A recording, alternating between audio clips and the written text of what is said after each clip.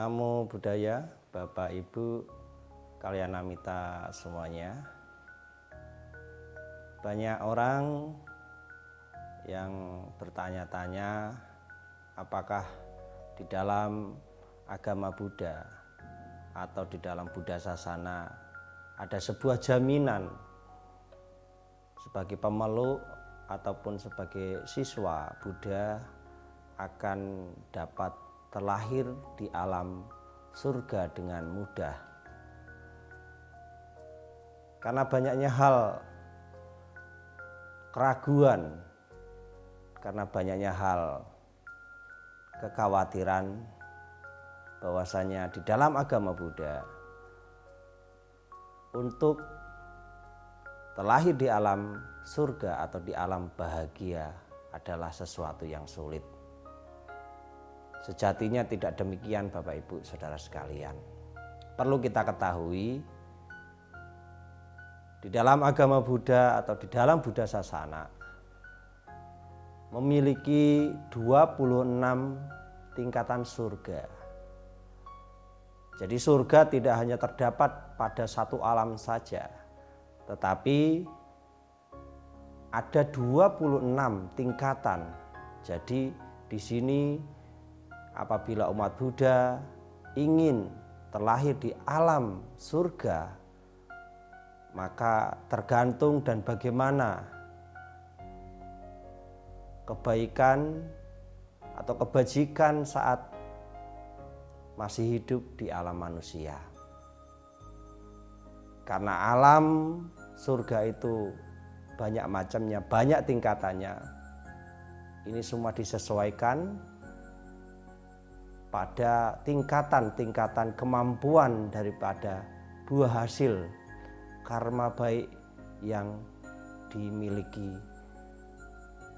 manusia saat di alam manusia. Nah, Sang Buddha mengatakan bahwa ada syarat atau ketentuan yang bisa dipilih, yang bisa dijalankan, yang bisa dilakukan sebagai seorang garawasa atau sebagai perumah tangga dalam meraih pada kelahiran di alam surga kelak. Syarat yang pertama adalah seseorang harus memiliki keyakinan. Keyakinan ini penting. Keyakinan menjadi satu akar sebagai sebuah landasan. Nah, apakah dengan memiliki keyakinan tersebut cukup untuk mengantarkan kita pada kelahiran di alam surga? Ada sebuah cerita di masa zaman Buddha. Ada seorang yang bernama Mata Kundali. Beliau ini adalah anak dari Brahmana yang sangat kikir. Saking kikirnya, anaknya sendiri yang sakit parah tidak diobatkan, tidak dibawa ke dokter. Pada masa itu tidak ada dokter, adanya tabib. Karena beliau atau ayah dari Mata Kundali ini sangat kikir, sangat perhitungan. Sehingga pada detik-detik jelang dia meninggal, karena Sang Buddha melihat dengan mata batinnya bahwasanya seorang Mata Kundali ini akan meninggal. Pada pagi hari Sang Buddha melakukan pindapata seperti biasa rutinitas beliau lakukan. Dengan keagungan Sang Buddha, beliau mengeluarkan aura emas sehingga akhirnya membuat pandangan si Mata Kundali ini terpesona, terkesima. Saat di sanalah akhirnya Mata Kundali ini beranjali dan menyatakan berlindung kepada Buddha, berlindung kepada Dharma, dan berlindung kepada Sangha.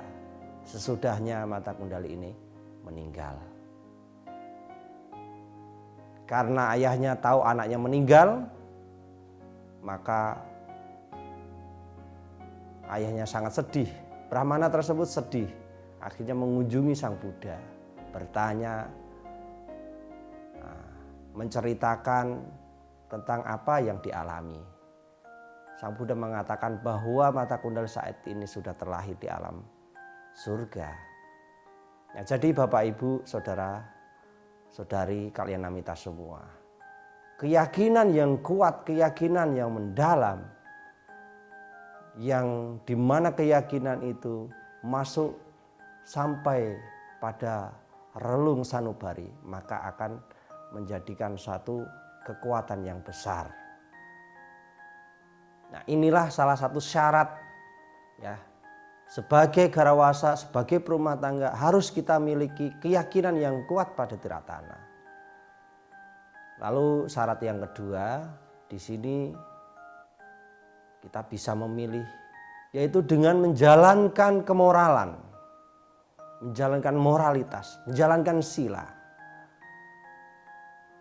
menjalankan aturan. Jelas di dalam sila, apabila Bapak Ibu saudara-saudari kalian namita saat diwihara memanjakan tuntunan sila, maka pada akhir daripada tuntunan sila tersebut, maka para bante akan mengatakan silena sugating yanti. Jelas itu adalah garansi Buddha, jaminan Sang Buddha bahwasanya yang menjalankan moralitas akan terlahir di alam surga.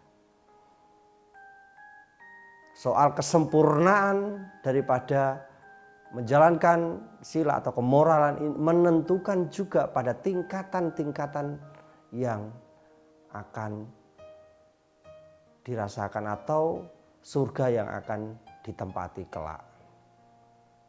Nah, ini juga ada sebuah cerita Bapak Ibu Saudara sekalian, bahwasanya ada seorang perampok. Nah, ini perampok. Nah, perampok ini memiliki keunikan. Ya. Pada saat hari Uposatha, ya, pada saat hari Uposatha, libur dia. Dia tidak merampok, tidak begal. 1 hari penuh perampok tersebut menjalankan Uposatha sila. Ya, menjalankan sila pada hari Uposatha. Nah, kalau kita saat ini lunar ya. Nah, jadi perampok tersebut, begal tersebut itu setiap hari Uposatha menjalankan moral. 1 hari penuh ya, dengan tekun, dengan sadar, dengan keyakinan menjalankan moral, kemoralan. Nah, jadi akhirnya pada masanya sang perampok tadi, meskipun dia banyak melakukan kejahatan, banyak merampok nih, banyak melakukan begal, melakukan pencurian, mengambil barang milik orang lain, namun ada keistimewaan yang dimiliki. Pada masanya, pada akhirnya sang perampok tersebut akhirnya mati. Sang perampok tersebut mati dan akhirnya dia terlahir di alam peta. Nah, di alam peta yang istimewa atau yang khusus, bukan istimewa ya. Ini terlahir di alam peta, namanya adalah alam Wemanika peta. Jadi alam peta tersebut memiliki kekhususan, keistimewaan. Mengapa? Karena sang perampok tersebut saat dimana hari Uposatha dia taat dengan penuh keyakinan menjalankan moral yang baik, maka dia memiliki kebajikan, memiliki parami, karma baik menjalankan kemoralan tersebut. Di sisi lain dia telah melakukan karma buruk dengan melakukan pencurian, perampokan dan lain sebagainya. Sehingga kalau dia di siang hari ya, dia terlahir di alam terkondisi dalam suasana menderita ya di alam peta. Sedangkan jika malam hari ya dia ini terlahir di alam surga. Nah, terlahir di alam surga karena buah dari hasil kebaikannya yang telah dilakukan tersebut. Nah, makanya kenapa ya bahwasanya ini adalah salah satu bentuk jaminan yang harus kita yakini, bahwasanya keburukan apapun yang dilakukan jika diimbangi dengan kebaikan, maka potensi daripada buah kebajikan tersebut itu akan memberikan kebahagiaan. Nah, syarat yang ketiga, Bapak Ibu, saudara-saudari kalian namita semua, di sini adalah kemurahan hati atau caga. Kemurahan hati penting bagi kita sebagai umat, kita kembangkan, kita tingkatkan. Karena pengaruh daripada kemurahan hati ini akan mengkondisikan kondisi pikiran kita, batin kita. Dalam kondisi saat ini atau dalam kehidupan saat ini akan dapat kita rasakan kedamaian itu. Karena dengan adanya kemurahan hati maka juga akan meminimalisir, mempersempit ruang daripada sesuatu yang tidak baik pada pikiran kita. Misalkan niat-niat jahat, niat-niat buruk, niat-niat yang ingin mencelakakan, rasa-rasa penuh kebencian, rasa-rasa penuh dendam, itu akan terminimalisir, itu akan terhimpit. Ruang lingkupnya ini akan semakin sempit apabila kita sering mengembangkan kemurahan hati.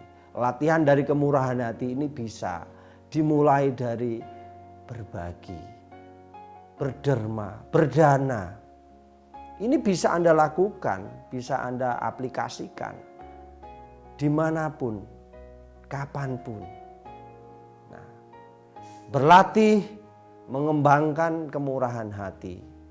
Selanjutnya bisa memaafkan. Berharap orang lain bahagia saat kita berdoa, saat kita membaca parita. Kita akhiri semoga semua makhluk turut berbahagia. Semoga mereka terhindar dari malapbahaya, malapetaka. Ini adalah satu latihan-latihan yang bisa kita kembangkan.